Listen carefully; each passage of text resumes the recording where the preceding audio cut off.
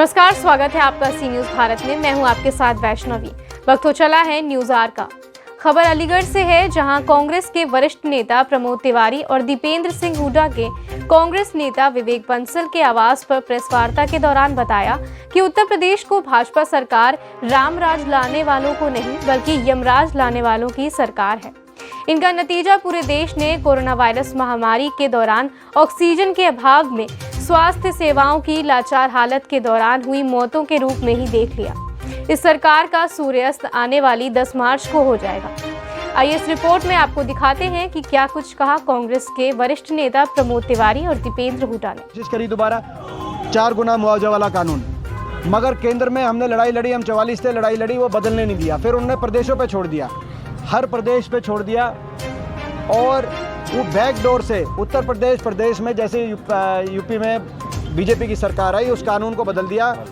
आज जेवर एयरपोर्ट के लिए जो ज़मीन एक्वायर हो रही है उसमें वो 4 गुना मुआवजा नहीं दिया जा रहा, जिसकी वजह से बहुत बड़ा आंदोलन और संघर्ष समिति बैठी है पूरे पश्चिमी उत्तर प्रदेश। जिस एयरपोर्ट को लेके वोट मांग रहे हैं, प्रधानमंत्री सभा करे जा रहे हैं बारी बारी। हमने ये फैसला किया कांग्रेस पार्टी ने, प्रियंका जी से हमारी चर्चा होने के बाद, कि कांग्रेस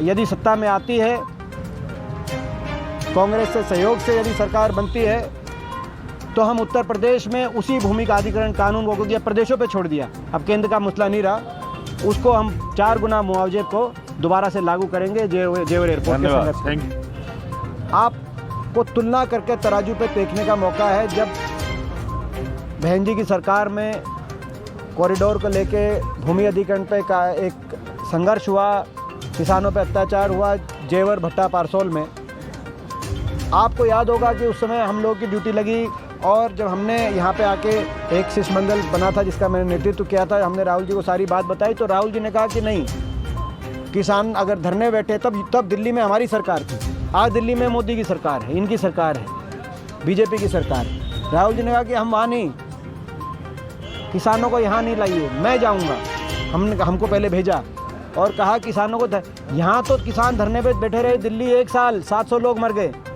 उनकी सुनवाई नहीं। और राहुल जी ने कहा कि किसानों के बीच में मैं जाऊंगा, राहुल के कंधे से कंधा मिला के पदयात्रा करी, और उसके बाद वो कानून को वापस लेने की बात नहीं थी, बात ये थी कि 150 साल पुराने ब्रिटिश हुकूमत के कानून, भूमि अधिग्रहण कानून को बदला जाए कैसे। और राहुल जी ने कहा कोई बात नहीं, दिल्ली में किसान की सरकार बैठी, मजदूर की सरकार बैठी है, अगर किसान ये चाहेगा ये कानून बदला जाए तो दिल्ली में राज्यसभा और लोकसभा के अंदर इसको पारित करा के, उस समय आदरणीय प्रमोद जी भी राज्यसभा के सांसद थे माननीय, उन कानूनों को जो 150 साल पुराने कानून थे, हम उस टाइम लोकसभा में थे, उन कानूनों को पारित कांग्रेस पार्टी ने किया। राहुल गांधी जी ने, किसान को आने की आवश्यकता नहीं पड़ी, अत्याचार हुआ तो यहाँ पे आए। और इनकी सरकार में क्या हुआ, मैं सब पश्चिमी उत्तर प्रदेश के किसान से और सभी से कहना है, तो इनकी सरकार में 1 साल तक बैठे रहे किसान, 700 शव इन धरनों से हरियाणा, पंजाब और पश्चिमी उत्तर प्रदेश के गांव-गांव में किसानों के शव वापस लौटते रहे, लेकिन सरकार को किसान नहीं दिखा।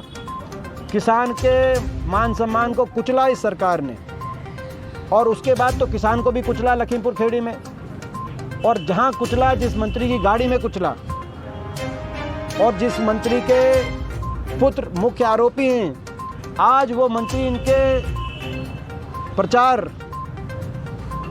में पूरी तरीके से लगे हुए हैं और जुटे हुए हैं और उसी पद पे बने हुए हैं। तो यानी कि कहने का मतलब यही है कि आप हमें वोट दो, तो जो कहते हैं कि वोट दो, हम ये जब ये कहते हैं कि जो हमने किया है और भी करके दिखाएंगे, तो क्या ये 700 से भी ज़्यादा कुर्बानी लेंगे अगली बार? क्या लखीमपुर जैसे मामले दोहराए जाएंगे और करके दिखाएंगे, इतना घमंड? और क्या इनके मंत्री, क्योंकि अभी बने हुए हैं, वो ट्रेलर दिखा रहे हैं कि हम बने हुए हैं, क्या ये मंत्री बनने का कोई शॉर्टकट है ये? तो आप पश्चिमी उत्तर प्रदेश के लोग, क्योंकि किसान आंदोलन में साल योगी सरकार उत्तर प्रदेश में, देश की जनता उस घमंड का शिकार हुई। देश की जनता महंगाई, भ्रष्टाचार, बेरोजगारी की चपेट में, लेकिन इनका घमंड का सिंहासन इतना ऊंचा हो गया दिल्ली और लखनऊ में कि इनको देश की जनता दिखनी बंद हो गई।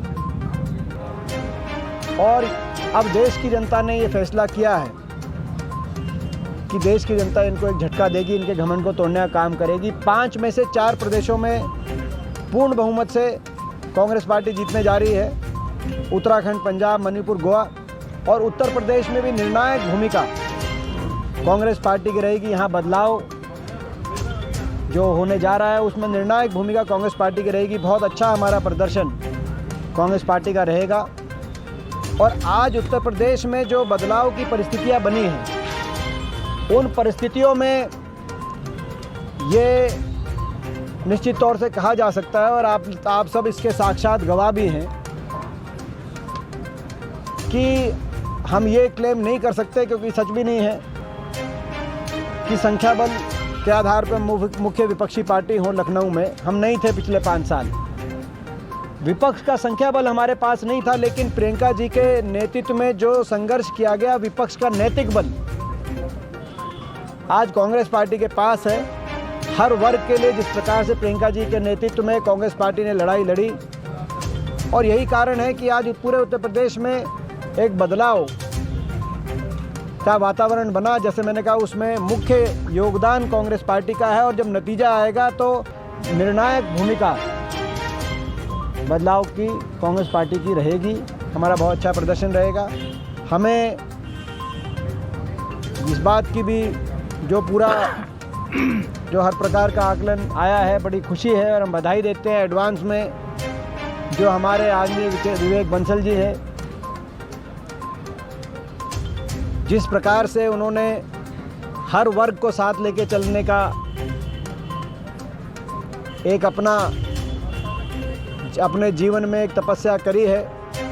36 बिरादरी, चारों धर्म, हर कौम को साथ लेके वे चले हैं। सबका मान सम्मान उन्होंने किया है, हर व्यक्ति का आदर उन्होंने किया है, हर प्रकार से जनता के बीच में रह के जनता की सेवा करने का उन्होंने काम किया है। कि यहाँ तक कि कोरोना काल में भी हम देखते थे उनकी तस्वीरें सैनिटाइज करते हुए, कोरोना में लोगों की मदद करते हुए, हम वो तस्वीरों को देखते थे, क्योंकि हमारे प्रदेश के हरियाणा के इंचार्ज भी हैं। तो वो जो तस्वीरें आती थी तो वो हरियाणा में भी लोग उन तस्वीरों से प्रेरणा लेते थे।